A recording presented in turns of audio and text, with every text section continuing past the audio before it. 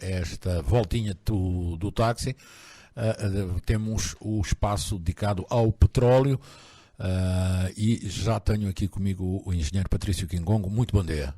Bom dia, João. Bom dia, ouvintes, e uma boa sexta-feira santa a todos. Olha, Patrício, a primeira questão que se coloca, e eu gostava de te colocar, tem um pouco a ver com, enfim, esta mudança de matriz energética que está a acontecer um pouco em todo o mundo, ou seja, de antes tinha-se a ideia que a energia era uma questão global, ou seja, não importava onde se produzia, porque ela circulava pelo mundo livremente. A guerra veio mostrar que afinal vamos ter blocos, e cada um dos blocos vai ter que se preocupar com a sua energia. É um pouco isto que estamos a assistir, ou não?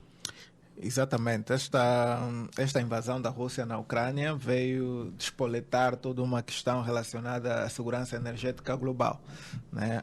O próprio Reino Unido criou uma nova estratégia para a segurança energética daquela região, e não vai ser diferente para o resto do mundo, né? Ou seja, cada um agora vai tomar conta do seu quintal. Ou pelo menos ter amigos a tomarem conta do meu quintal, né? Claro. Mas tem que ser amigos mesmo, né? De braços dados, que depois não aconteça rixas como essas estão a acontecer agora. A União Europeia esteve a adormecer durante esse período todo, esteve a fazer muita política econômica, mas já esquecem que a economia depende de energia. E quem era o ente que fornece essa energia é a Rússia, que de facto não comunga de muitas visões europeias. Daí que há essa quebra, e como já vemos referenciado, a União Europeia nunca mais vai querer depender da energia russa, né? Então está procurando... Mas também depender por exemplo, a questão do gás, depender do gás dos Estados Unidos, que custa 5 vezes mais. Para a Alemanha não é solução, eles já disseram que não é solução. O foco cai aqui para a África, cai para a África. A questão é que eles precisam de energia, têm que decidir, ou vão comprar energia mais cara nos Estados Unidos, ou vão ter que se comprometer em avançar com aquilo que a Rússia estipular, né? Agora tem uma outra alternativa, duas, que é o Médio Oriente e a África, né? Que eles devem nesse momento desenvolver, porque a Europa só consegue ser autónoma em termos energéticos se desenvolver o nuclear ou se andar rapidamente com as alternativas e o hidrogênio verde. Exatamente, só que o problema é que as alternativas não vão conseguir responder com a demanda que eles têm. São mais caras, também são em termos de certeza, o grau de certeza é inferior às energias fósseis. O maior problema da Europa é que a Europa não tem reservas de hidrocarbonetos, nem de gás, nem de petróleo. São muito reduzidos. E eles estão condenados a dependerem dessa fonte energética. Ou virá de África, ou virá da América, ou virá da Rússia, mas eles vão ter que comprar sempre, né?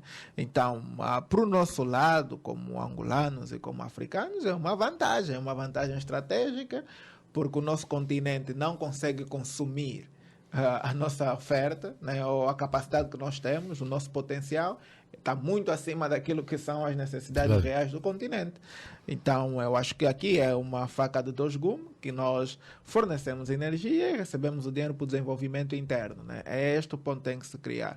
Agora, a Europa deve, conforme agora os Estados Unidos e o Biden, neste momento está a desenvolver várias estratégias para impulsionar a exploração de petróleo, porque ele no início do seu mandato veio com uma visão muito verde, que não era concreta, porque até o agora já virou. Agora já mudou. Já virou. Fósseis, 4 mil milhões. 4 mil milhões, então vai se revitalizar a indústria de petróleo e gás. Isso é bom para nós. E deixa de dizer, porque esses operadores lá também têm interesses cá. Tem interesses cá, também tem novos operadores, mas a melhor coisa que eu posso dizer é que há 1 ano e meio atrás, 2 anos, né, e depois um bocadinho durante o período da Covid, o petróleo já parecia ser inimigo do mundo, né? Então já falavam por causa das energias renováveis, proteção... Que em 2025 já não havia. Sim, então isso perigava o desenvolvimento de um país como o nosso, que é petrodependente. Okay? Sim. Então, essa toda a discussão, na verdade, e acho que a maior vantagem mais do que o pode preço, trazer, né, mais do que o preço, é prolongar a vida, né, do petróleo. A vida do petróleo, que já era prolongada, mas a nível político, né, eles vieram prolongar e demonstrar de facto o impacto que os hidrocarbonetos têm no mundo. Né? Então, acho que isso vem dar mais uma lufada de ar fresco para nós, né? Para o nosso executivo, para o nosso país. Então, devemos agora, estrategicamente, ver como é que nós vamos entrar nesse novo cenário. Porque é um cenário mais controlado, agora vai ser mais controlado, será menos negligenciado e tudo vai depender das boas práticas de negociação. E daí a gente manter esta posição neutral, não é? Ou seja, sim, também não temos como, nós não temos como. Nós não temos como. Quem nos compra o petróleo, grande parte do petróleo, são neutrais também. É a China, é a Índia, que são os dois. Sim. Mas agora temos essa possibilidade de vender também para outros mercados. O problema que se impõe é que nós não temos capacidade de dar mais do que nós temos. Esse é que é o problema, né? Nós temos poucas reservas, ok? Muito poucas reservas, e temos também limitação na produção porque está em declínio. O que nós precisamos e o conselho que eu deixo é que nós temos que criar um programa pro-drilling, né? Um programa para a exploração a sério. Angola, abrir o país para a exploração de hidrocarbonetos. E temos gás ou não temos gás? Gás nós temos, é claro que uma boa parte do gás associado foi queimado ao longo desse período todo, mas há aí o potencial de gás não associado para se descobrir. E um dos problemas é que nós temos um novo consórcio que era para explorar gás não associado, que tem mais ou menos 1,6 TCFs, né, trilhões de metros cúbicos de gás, mas que está há 4 anos em discussão, 3 anos em discussão. Né? E uma das vantagens, se calhar, dessa fusão entre a Eni e a BP aqui em Angola pode acelerar o processo desse consórcio. Mas nós precisamos de procurar mais gás. Precisamos de exploração. Nós só vamos encontrar se temos gás ou não se tiver programa de exploração. E isso é que nós temos que ter. É isso que a agência deve se debater. E essa exploração deve ser impulsionada pelo Estado e não pelas empresas. Nós, nessa fase, não podemos depender do bom senso das empresas. Ou seja, daquilo que nos diz a Total, daquilo que nos diz a Eni. Total, e quando eles também têm disponibilidade financeira para tal. É claro que se nós, ao longo desse período todo, né, da vigência da nossa indústria de petróleo, todas essas questões de exploração e produção, nós deixamos à mercê das empresas, ou seja, as empresas é que vão decidir se vão procurar mais petróleo ou não. Então, nós temos que mudar o nosso posicionamento. Inclusive, se nós queremos ter uma posição estratégica forte dentro do nosso setor, a nível do executivo, nós precisamos estar a fazer algumas atividades por nós mesmos. E a exploração passa por isso. É que se nós identificarmos as reservas de petróleo, nós, como Angola, identificar as reservas de petróleo ao longo das nossas bacias, será mais fácil nós negociarmos com as empresas e será mais fácil nós obtermos vantagens adicionais. Isso era o que nos dizia o homem de Timor-Leste, eu lembro-me. O homem da agência Timor-Leste, ele dizia, o trabalho foi realizado por nós e estamos aqui para vender aquilo que descobrimos. Não é? Exatamente. Isso facilita mais, eles têm mais...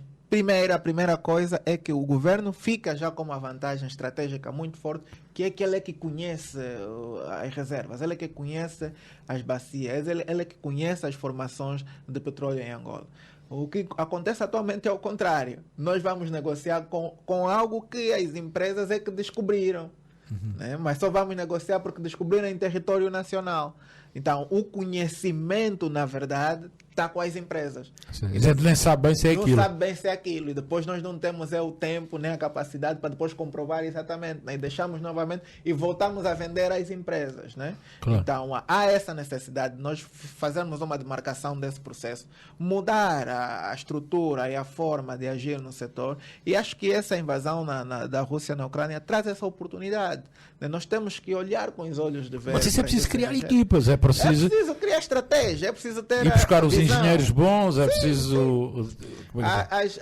As mentes, as pessoas, os técnicos compram-se, né? É preciso ter essa disponibilidade. Primeiro precisa ter a visão. né? Entender porque é que isso é estratégico. E eu volto a dizer, nós não podemos ser reativos, nós precisamos ser preventivos e pensar no futuro. Nós não podemos tentar resolver o problema do nosso país com o presente. Nós temos que ter pessoas que pensam no futuro. O que a Rússia está a fazer hoje, ela não pensou hoje, não pensou ontem, pensou há muito tempo. Tem uma equipa que desenvolve isso. Nós também precisamos ter uma equipa que desenvolve. O setor energético é estratégico e vai continuar a ser estratégico. Nós precisamos começar a trabalhar seriamente nisso.